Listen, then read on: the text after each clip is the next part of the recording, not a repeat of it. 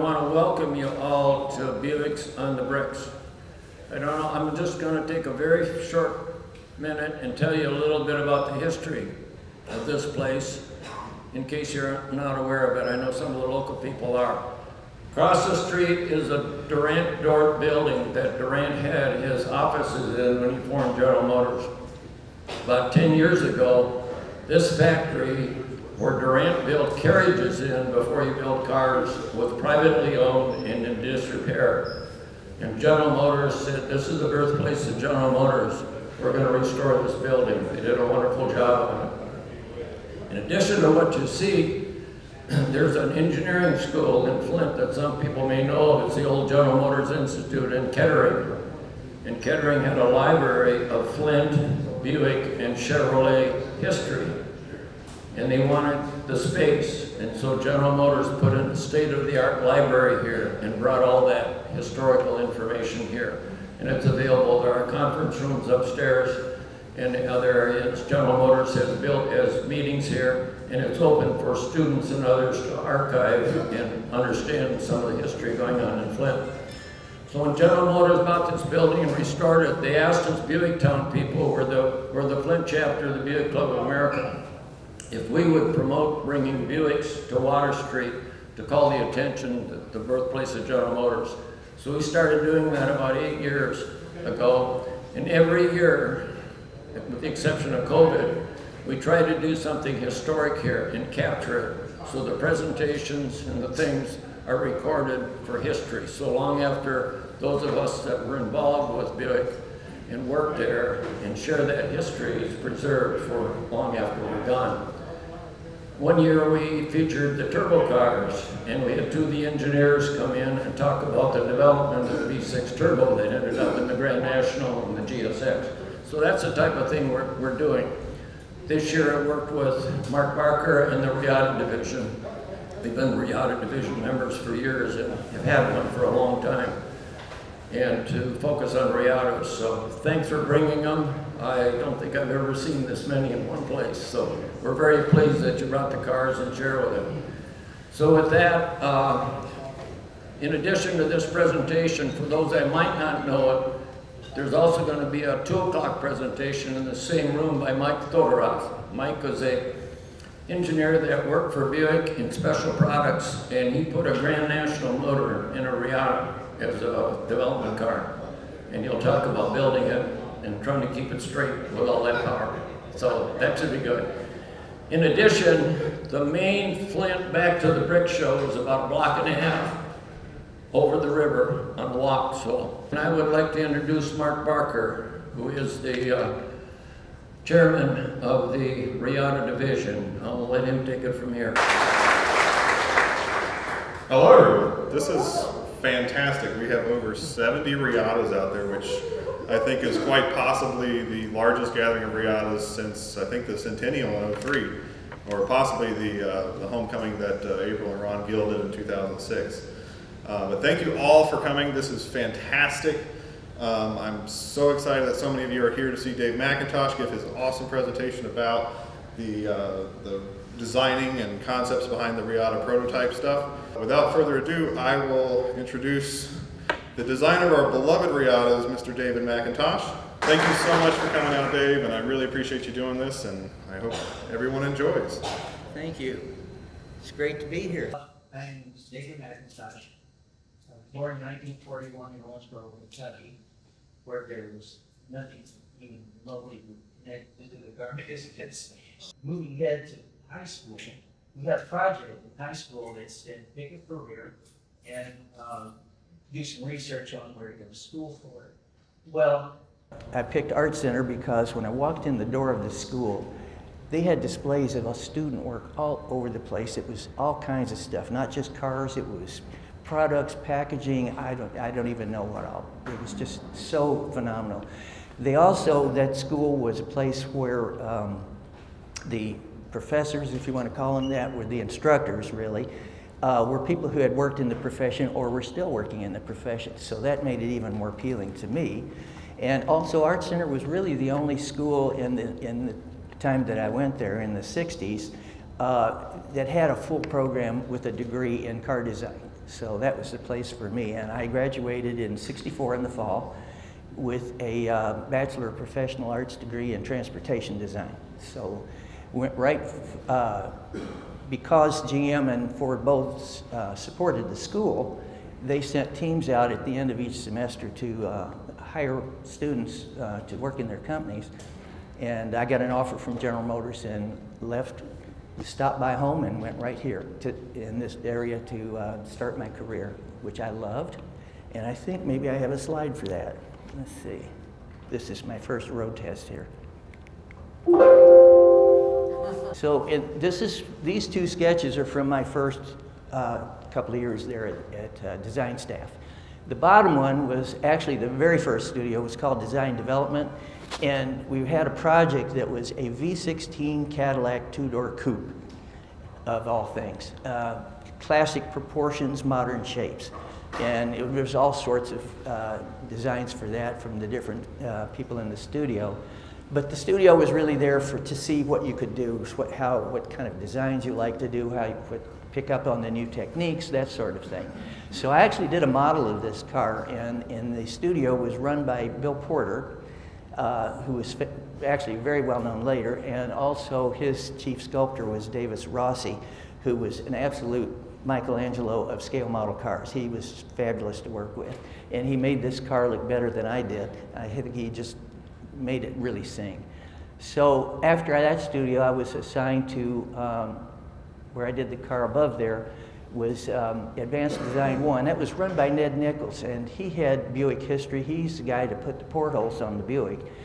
I was told that there was a show car. I never saw this because it was in the early 50s or late 40s, where the portholes actually had lights in them and were timed with the cylinders, which must have been really funny and fun to see. It was a show car, obviously.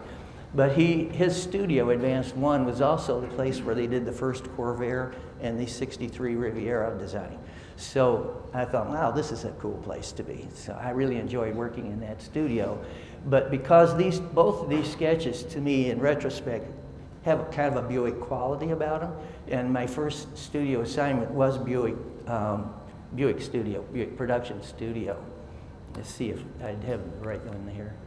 Yeah, okay, so the first project that I did in Buick Studio was for the 1969, at the time, all new Buick BC program. That's the LeSabre and Electra. And these proposals I did based on the idea of continuing the '67 idea of this sweep line through the side of the car, but going to more modern shapes, more fluid profiles, softer sections through there rather than a hard line.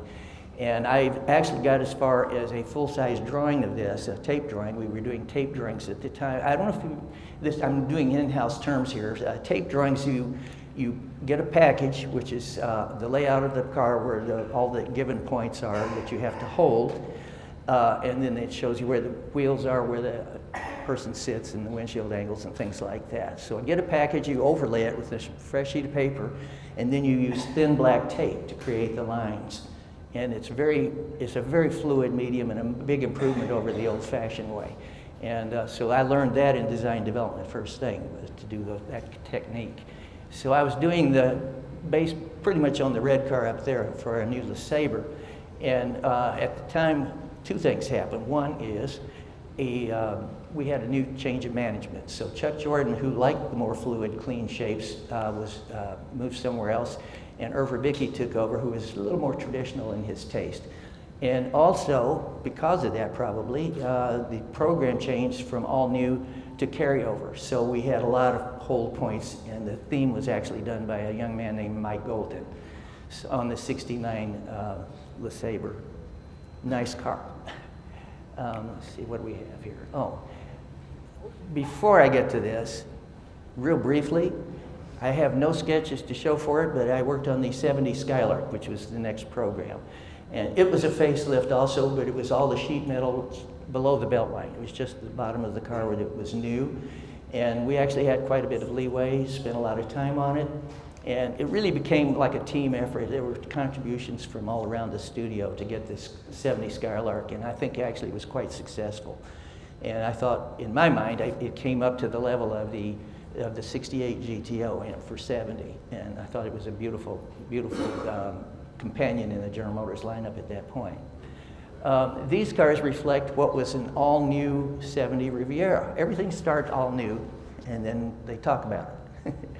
So the only reason I'm showing these basically, because obviously that is not the 70 Riviera, was that to show you how when they give you a new program like that, when you first start out, you actually have a lot of leeway. You can try all sorts of different concepts and configurations, whether it's fastbacks or formal roofs or whatever. You have a lot of leeway to do these cars.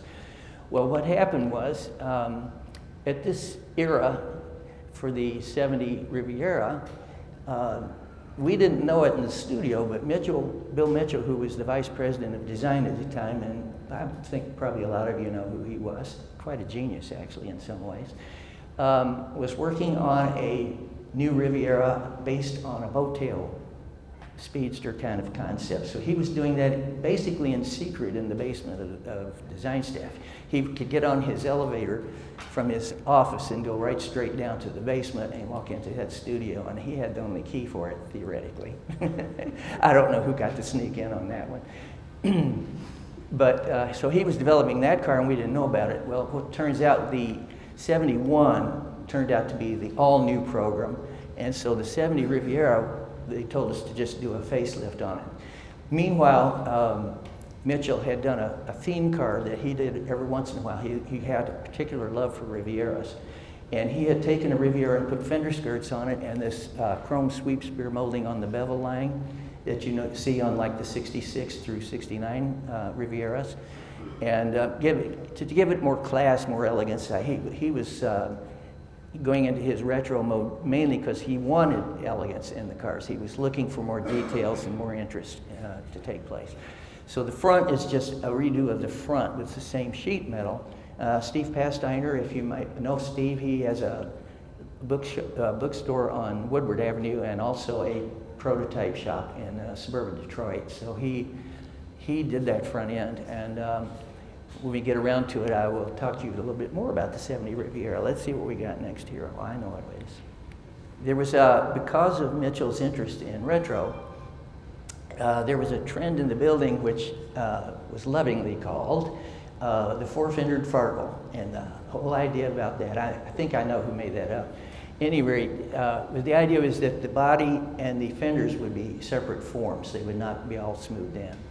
And so I thought, well, since I somehow knew about this trend going on, and a lot of people tried it, by the way, and it wound up on some cars, I thought, well, why not do a Riviera version? Let's see what that would look like. And I picked up on the beveled fenders from the 63 on to get that look. And the only reason there's two sketches there is that the first one I thought maybe was a little too simple for a luxury car. So I went in to add some more details and some more sculpturing to the front of the car to give it a little more presence. So this car obviously didn't happen because we didn't know about that boat tail car. This was my last sketch I did in Buick Studio. This is for an all-new 71 because we did get that project as for a new LeSabre. And I was trying to pick up on the Skylark theme with the teardrop forms over the wheels and pull it in a new way because the body on the 71s actually rolls under quite a bit, so it stands out with to bring the forms out around the wheels.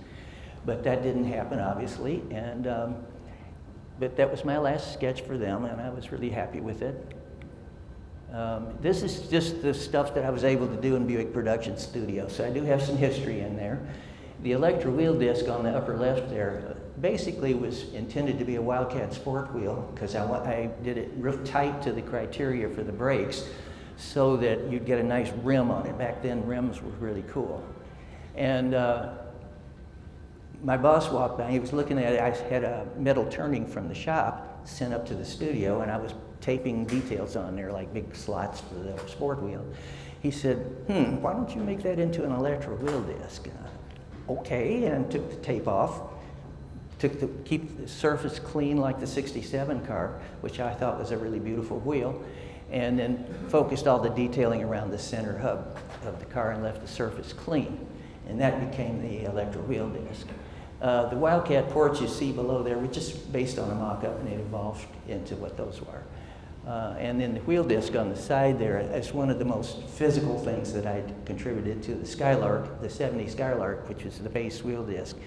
And it just answers the question, yes, the cheap cars need stuff too. You have to design everything, all the details. Back up to the 70 Riviera, what happened with the fender skirt gave the rear a new profile, and there was a large chrome surface just blank there.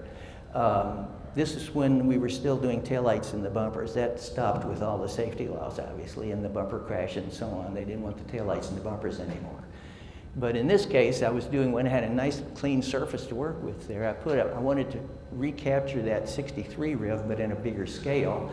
And I did the round, or the red part of the taillight would be like a racetrack running around a floating backup light and give it some interest that way. And I pinned that mock-up on the bumper, which was just a flat piece of chrome at the time. And my boss liked it.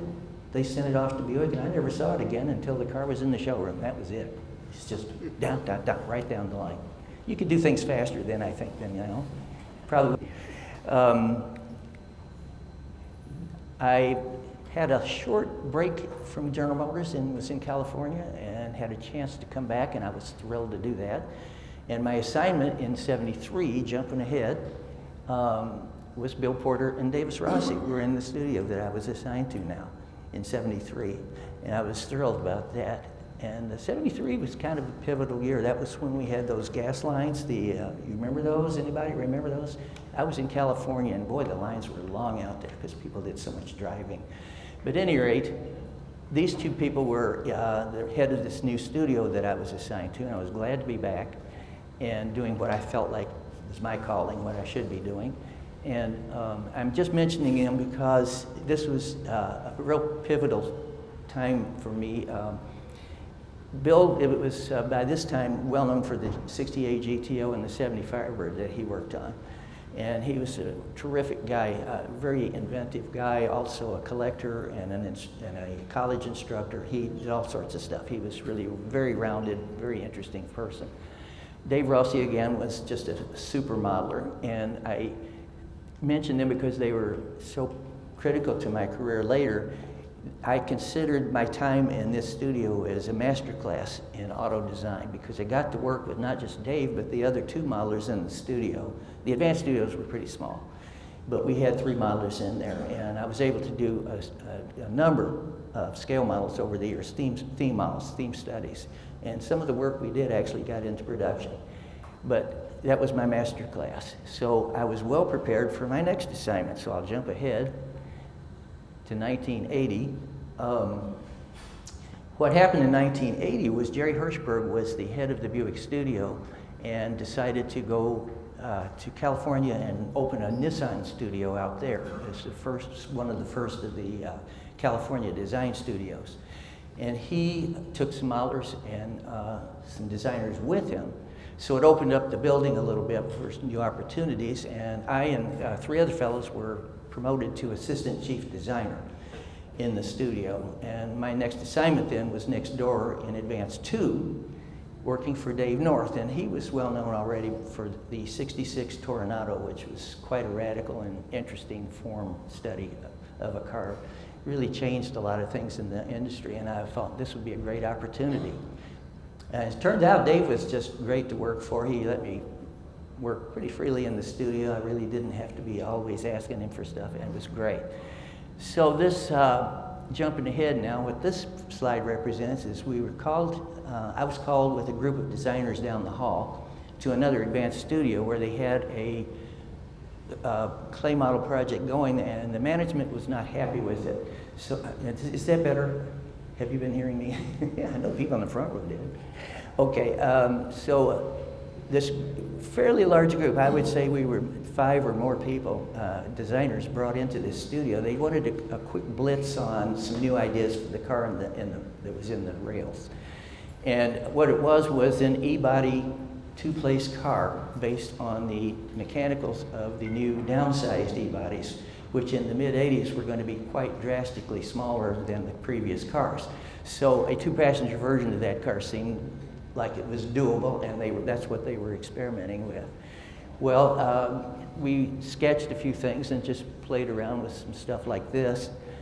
This actually came a little bit later, but we were called into Chuck Jordan's office. He was head of the advanced group at this point. And he called all of us into his office thinking maybe we'd just get a pep talk, you know, and get these done. We're going to have a review soon, which was true. We were going to have a review fairly soon. And they didn't want to spend a ton of time, you know, working on this. So he said, a direct directive. He said, I want a car with no lines. A car with no lines to me just meant the shape of the car was the theme of the car. There was no arbitrary linear effects on the car just to kind of tell you something else about what that shape was. So it's the shape of the car was the idea. And he said it could be a Buick or a Cadillac, and we could present it any way we wanted to. So go, and we're going to have a review. So what it did was, I was called back to my original studio, Advanced One. Dave, we only had 3 people in there, designers in that studio. It was Dave the head, me his assistant, and one other designer, Ted Pollock. And so he wanted me back in the room in case he was out on business or whatever, so he wanted a designer in the room. Well, that was fine, and I went in there, I started doodling some of these cars with rounder shapes and smoother shapes without lines and so on. And then at the same time that summer, I went to a concours, which you know, you use a lot of car shows in the summer, and was looking around, and I saw this Mercedes 300 SL, which I always loved. Those are really interesting cars, but you usually just see them from the front. And as I was walking around the back of this car, I was just looking at the taper off the rear wheels of that car, and it really spoke to me. I thought, wow, I just didn't realize the car was actually quite long. But also that shape had so much shape in the back of that car because the front is more squared off. And I took that inspiration back to the studio with me and developed a sketch where I used the idea of the rounded ends of the car. I transferred it also to the front. So in this case, it's got the oval kind of shape in the plan view in the back, also in the front, and then as you can see, the upper would repeat that shape. And since I was not supposed to have any lines on the car, I used the taillight, because it has to be there, used the graphic of the taillight, made it one piece wrapping around to illustrate the plan view of the car. And then in the front, the parking lights would repeat that theme with concealed headlights, because the headlamps at that time, we didn't have the technology that we have now where you can design a light practically any shape you want. But we just had the standard seal beam lights at that time. So I concealed the headlights, used the parking lights as the linear definition in the front, and of course the grille would be below. The air opening at that time would be below there. So that was the concept of the car. And Dave Holtz was a really well-known guy. I think he was credited with the '59 Cadillac of all things. But he had a real good sense of designs in the studios, and he was running the advanced area at that point. And I called him over to take a look at this, and I said, well, is it to this, is it to that? And he said, no, don't worry about that, just do it. So I did. I went on, explored it with some more sketches, and did a full-size tape view drawing of it. I actually tipped it up slightly just so you could see the ends of the car a little better. But I just wasn't satisfied with it. It didn't seem to tell the story that I really wanted to tell about the design of this car. So naturally, from my near decade in Advanced One doing scale models, I thought, I have to do a scale model of this car.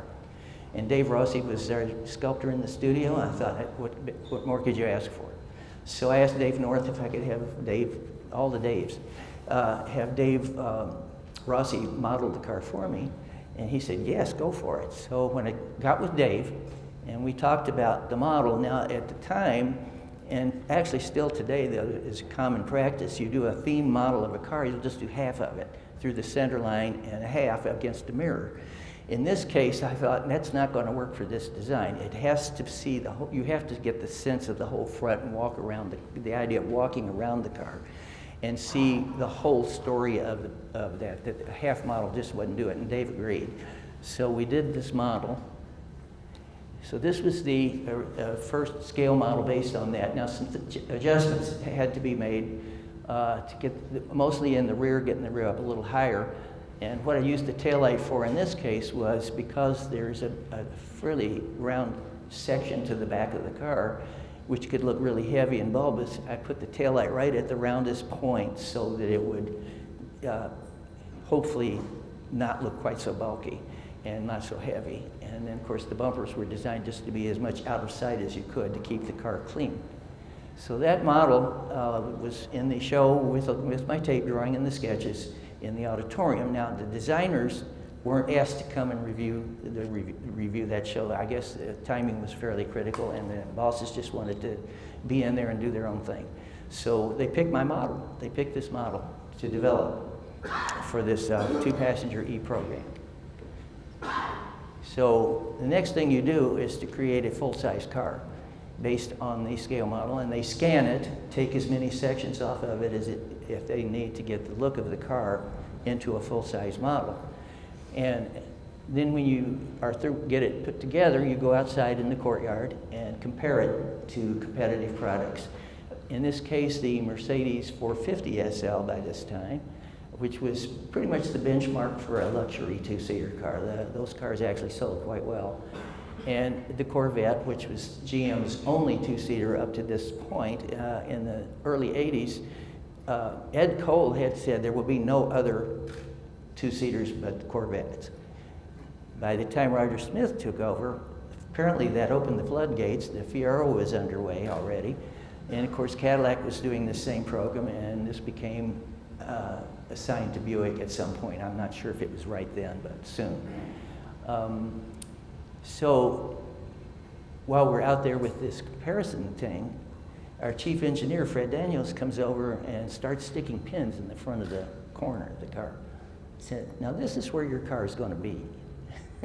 In other words, if you want to build this car, you're going to have to go around these points. So we took it back in, and I realized right away, from previous experience as well, not much experience, but some, that if you don't get into this right away, you're just going to lose the program. They just won't do it. They'll do something else, or somebody else will do it. So first thing we did was to get into that front corner and pull it out to cover those points. Well, as it turns out, there were a lot of things to cover. You have your head lasers in that zone, for one thing.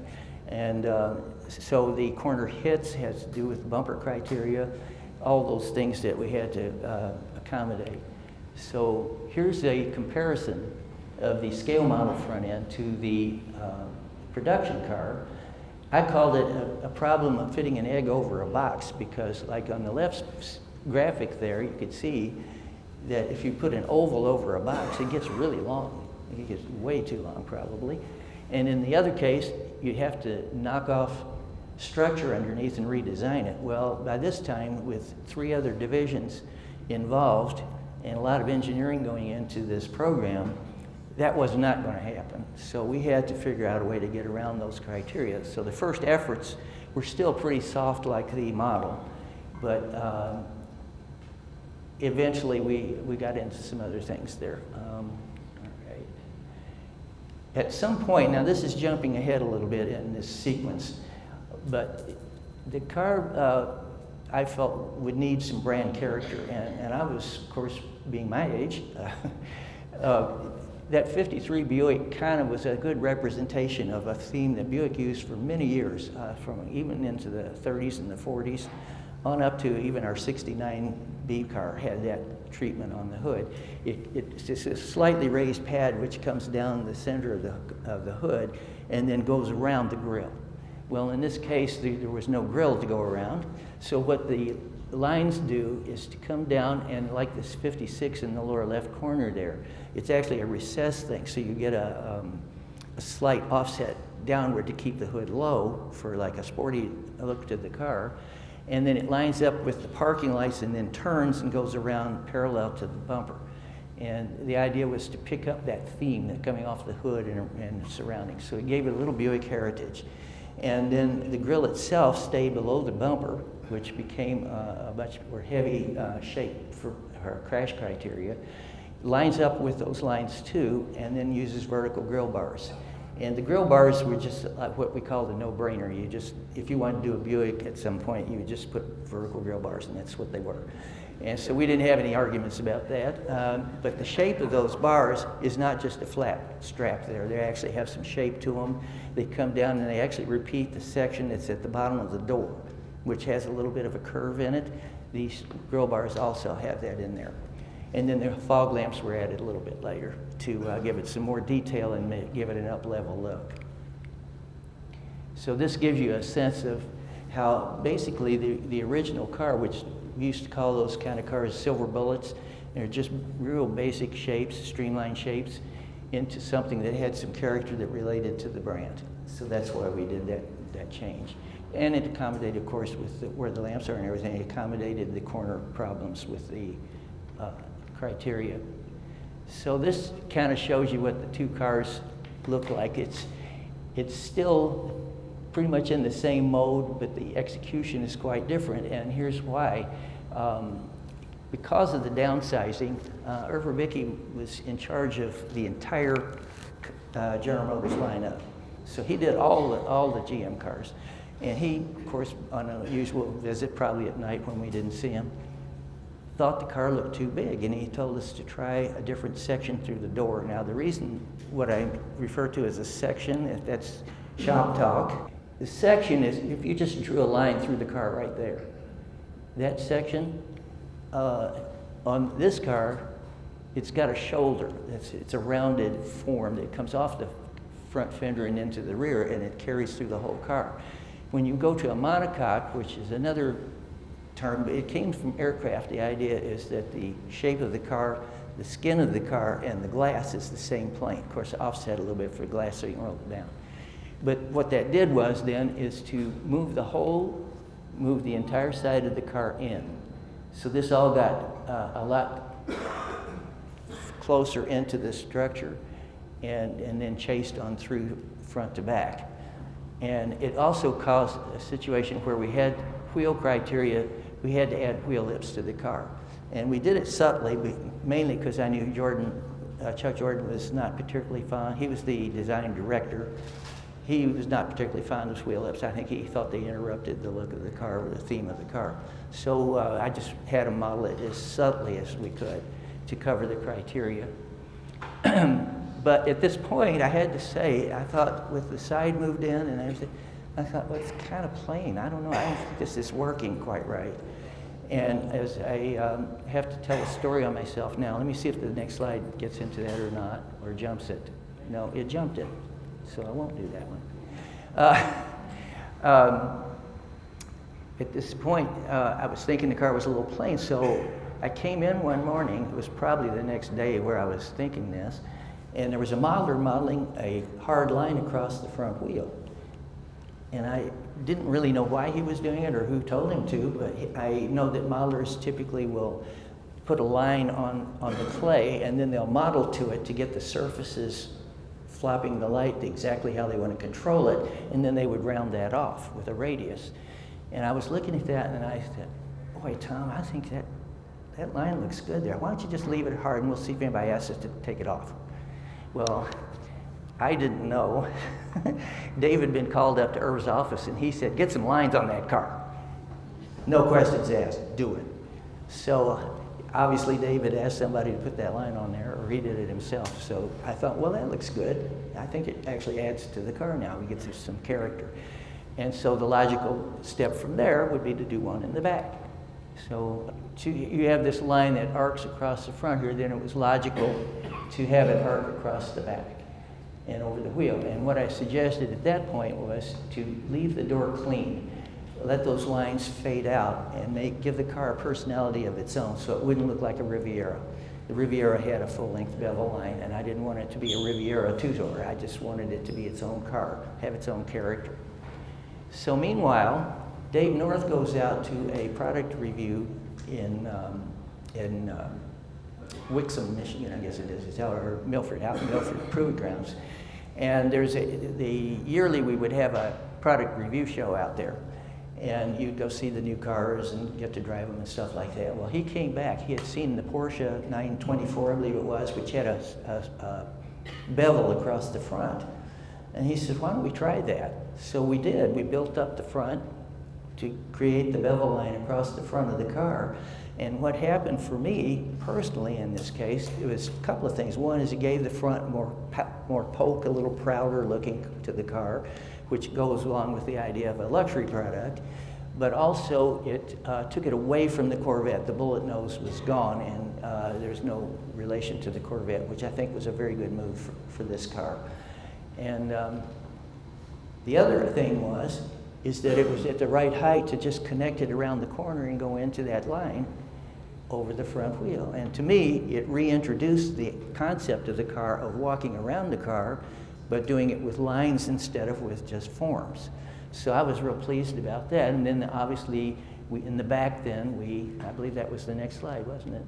So what it does, it picked up the rear, gave it a little more space for the trunk probably, but also gave it the character of the front where it's consistent all the way around the car, which is like my original sketch, which is what I had in mind to get that flow around the back. Now actually the back didn't change as much as the front did because it didn't have to deal with brand character, it was just what it was. And obviously the taillight got bigger because of the technology of the time. That's the bulbs that we had to deal with and so on. But in the meantime, Cadillac had not been happy with design staff, GM design staff, so they hired Pininfarina to do their two-passenger e-car, which became the Alante. So Irv went over with his team of people, probably from Cadillac as well, to review the Alante, and when they came back, they had us shorten our car and shorten the wheelbase. My wheelbase was pretty much arbitrary, it's just where I thought it looked good. They wanted a common wheelbase between this car and the Alante, so it was a 99-inch wheelbase. And then the back got flattened, which also made it more compatible with this kind of curves that we were using in the front. It was still a lot rounder than anything going on at the time, so we were still pleased with it, felt like it still made the same message that we were trying to do in the original sketch even. So I was happy about that. This sketch was done, basically, I'm showing off here to show a wheel I designed for the car. There was a timing problem with getting that wheel done. So it didn't happen, but the sketch above is, and I think Mark has one back there, a copy of that, is it just kind of wrapped up a lot of the ideas that were going on to make the car where it was going. So that's why I had that sketch. It's kind of a loose sketch. It's not a real fancy rendering or anything. One of the things that's on there that I really wanted and just couldn't work out was the big emblem in the front. Design people didn't really like big emblems back then. Sure not like now. You see, you know, knockout emblems on cars now. But also you have that, what's going on there is that the line, let's see if I'm doing this right. The joint line with the fascia would go right through the middle of that form, and that would be an alignment issue, and a lot of things probably not really happy with the manufacturing people about that. So, but one of the reasons that line is there is that Lloyd Royce was the head of Buick at the time. He was general manager of Buick division. We didn't see him much, but he came in one day, and he winked at me. I was down by the car for some reason. He came in with a group of suits, and he winked at me, and he said, "Don't worry, we'll get it." And I thought, wow, that's the best thing I've heard all day. So, but the other thing he did was that he had said at some point, and I think I have a slide for that too. Maybe I've already gone by it. At any rate, he didn't want a full fascia on the front of the car like a Camaro, where it's plastic all the way up to the hood cut, which makes a nice simple hood cut. But he wanted as much sheet metal as we could get on the front of the car. He did not want a big plastic front on this car. So that's why that brake line works perfectly for lining up to the hood, and it gets it as low as we could go with the crash requirements of the car at the time. This was just a sketch I did for the front lobby. We would sometimes put these out in the front just to let people walking in casually to see what was going on in the studio. So that's really the only reason I did that sketch. It still has some elements on there that weren't used, though. It has the, this has the, sorry, I'm not high tech. The emblem I tried to get in that smaller flat there, and it just looked too crowded. We just never did that. And it still has the mirror on the door, and a T-top, and no quarter windows. So that's where that sketch was done before some of these other changes were made. This one I put up here, you're probably wondering, well, did you just lose your design? That's a logical question. Did I lose it? Is it gone? And the truth is, it really isn't. What's really different is that, first of all, a concept sketch rarely looks like the final product. There's too many questions you have to answer. The concept sketch is basically you just say, this is what it is. Now, go fix it and make it something that can work. So you can see here that the elements are the same, they're just different shapes. The taillight still wraps around, describing the rear. The parking lamps still go around the corner. And then the bumpers, which needed a solution to take care of bumper criteria. When we did the fiberglass model, which comes up in another slide, the fiberglass model was done to a 2.5 mile an hour bumper, which was legal in the US at the time. But Pete Estes, who was the head of the GM Corporation, product development, I think is what he was, in charge of all the products, not necessarily the financial part. He wanted it to be able to be sold in Canada, which had a 5 mile an hour bumper requirement at that time. I thought we had always had 5 for ourselves too, but we did not at that time. So the bumper got longer, but it invited the fact that the bumpers wrap all the way to the wheel elements. It just invited a continuous strip there, and then it gives a platform for the whole car. So that kind of solidified the look. This is a studio shot, artfully posed, I might add. I wanted to say, see, there's the fiberglass model. This clay model was the one that we did. The car was actually in hiatus for about 9 months. They wanted the Elantra to come out first in '87 because they didn't want any other distractions in the corporation coming out with another 2-seater car. So they put us off till '88. So we, for a while, were out of the picture. That model was actually shipped to the warehouse and put in storage for a while, along with all our other stuff. But Dave Holtz was very smart. He made us keep absolutely everything. He said, don't lose anything, keep it all. And so when we brought it back, we didn't have to start from zero. We had everything we needed. But some changes were made at this point, which obviously became the bumpers. They're not as flush as the fiberglass. What I was going to say, I was wearing a 3-piece suit at the time.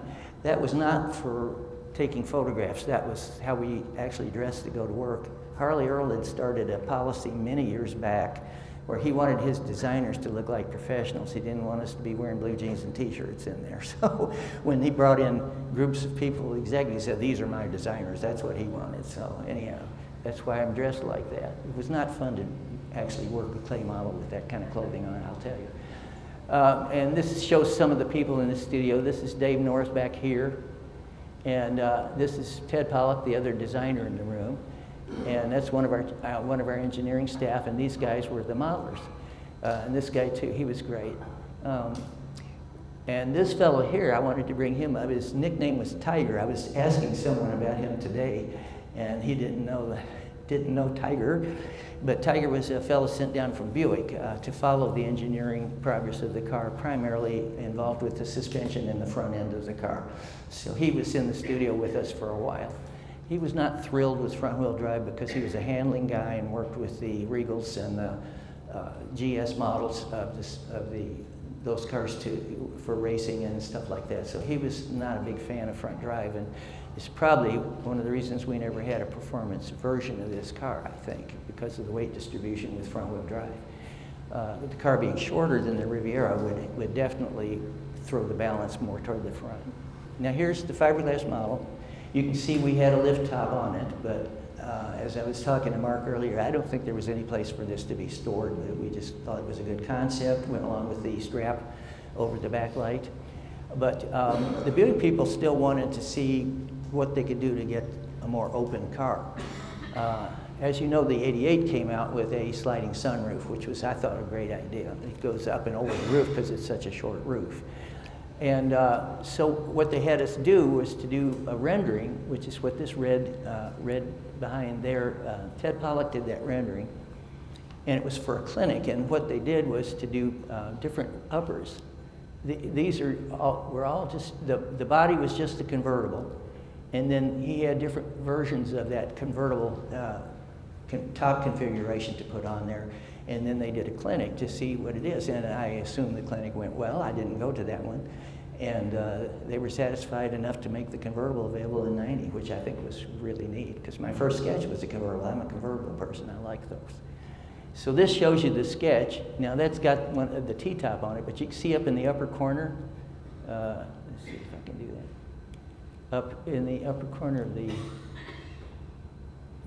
you can tell this was not rehearsed, right? There were several of those, but they were done full size and tacked onto the convertible, which the base rendering was just with the top down with the tonneau, pretty much like what the car is now. So this was the fiberglass model that was done. I was not involved in this. By this time, I was not involved in the project at all. We had already released the coupe. And so that's Chuck Jordan right there, and that's Dave North and me.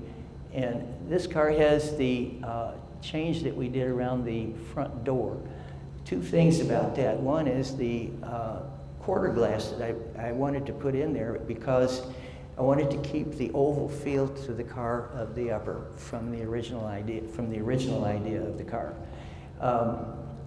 What it does, it transitions the surface of the glass into the door glass, so you get a smooth shape there.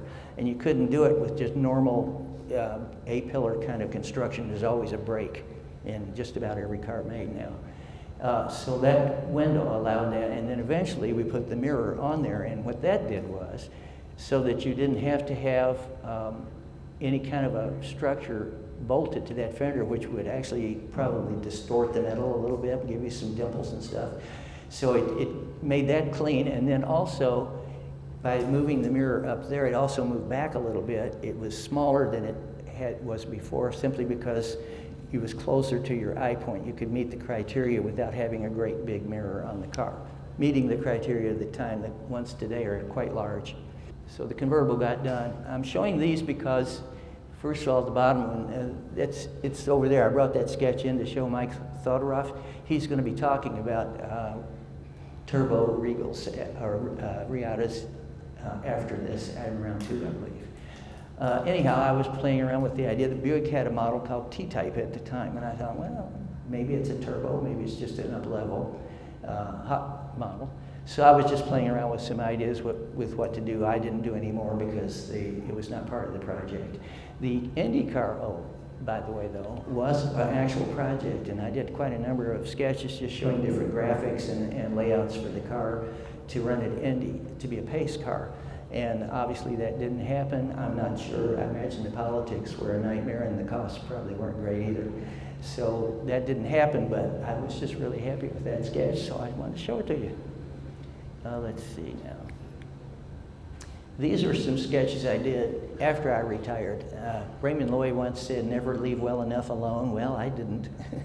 And I kept sketching on the car. You know, what else could you do? What would a hardtop look like? All this sort of stuff.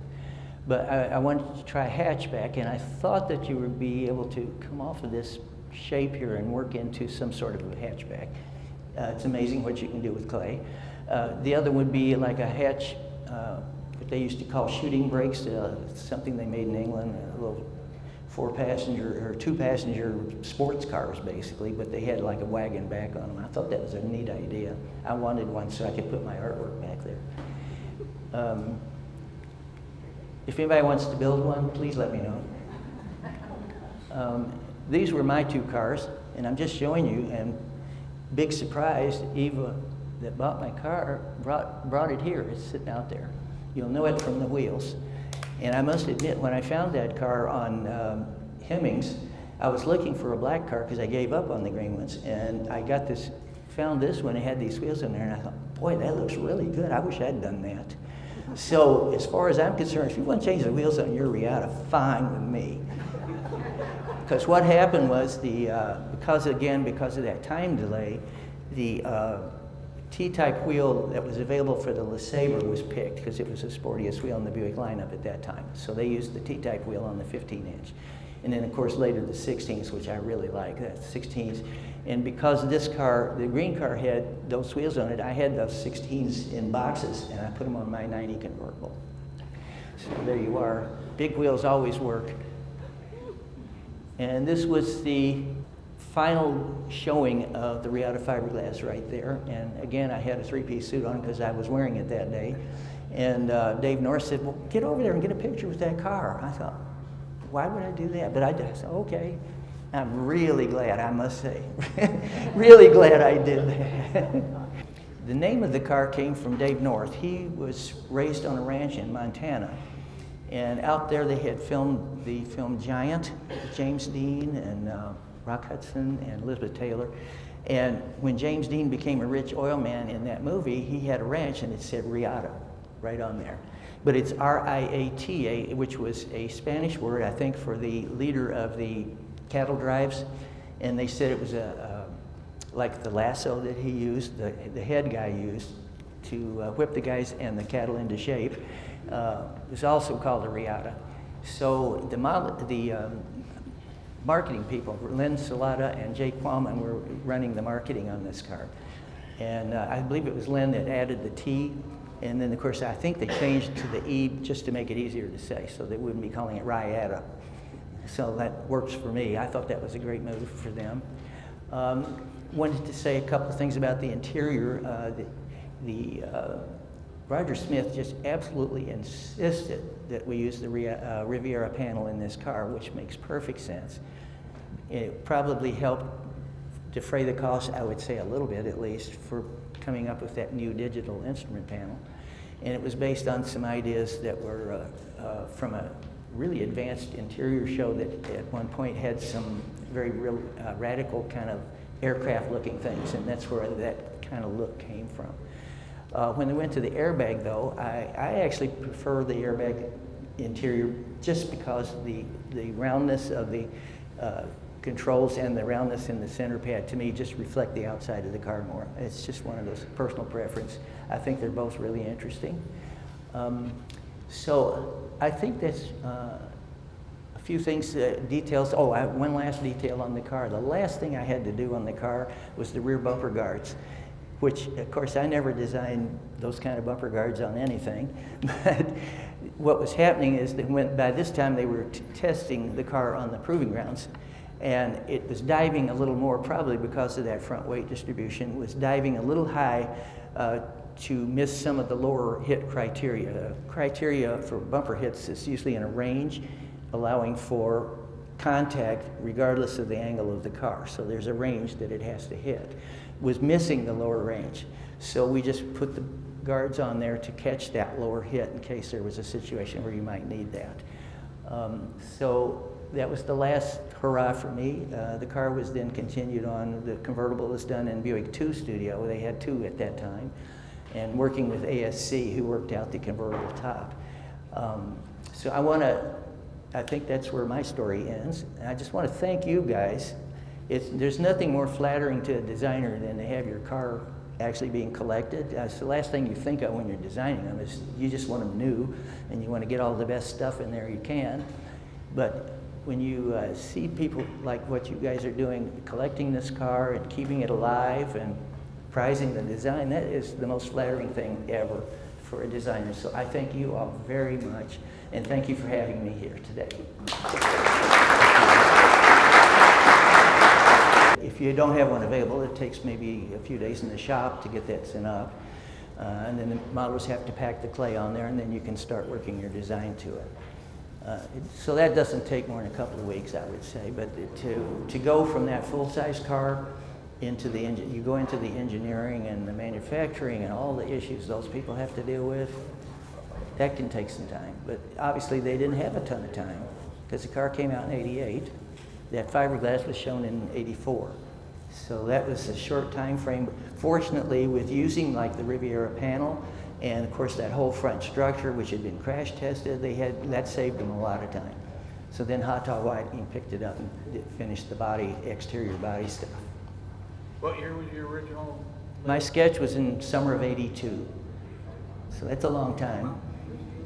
But it's a lot of things that have to happen in between. Nothing gets done quickly. It also tells you how many people get involved after a certain point. After that full-size clay model, that was the end of just being me. It was not me anymore. It was a lot of people, particularly our bosses at design, but also like the marketing people and the Buick people. And I don't like the big long bumpers, but that, you know. There's got to be one thing that you just still do There- that. There's a line from a movie that I always liked in E.T. where the kids are being chased by all the authorities in town, and they get to a place where there's time. They say, now what do we do? And this one kid says, well, can't we just beam him up? And he says, this is reality, Greg. I just thought, boy, if that doesn't describe that. Also, another movie line, or actually a Broadway play, it said, it's not where you start, it's where you finish. There you are. Why did they quit making it? Why does, like, it only lasted like 3 Well, years? I'm sure there's a number of reasons. One being that the sales never matched the projections, that they thought that they could sell way more than they actually did.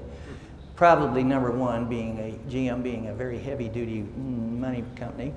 But also, when they went to the 92 Riviera, that was an all-new body. It was much bigger, heavier, probably wouldn't have adapted. I think since car companies are supposed to carry parts for a few years after their cease production, they might have had some parts supply to actually make another year or two. But I don't think the sales just wouldn't justify it. That was it. I also heard that the advertising budget was not very good. And I always said it was like throwing a party without sending in invitations. It's like Ford used to spend jillions on advertising, and like the Mustang, it was just a huge advertising blitz, and the Reatta just didn't have it. They just didn't do it for the Reatta. And they wanted it. The people wanted that car, but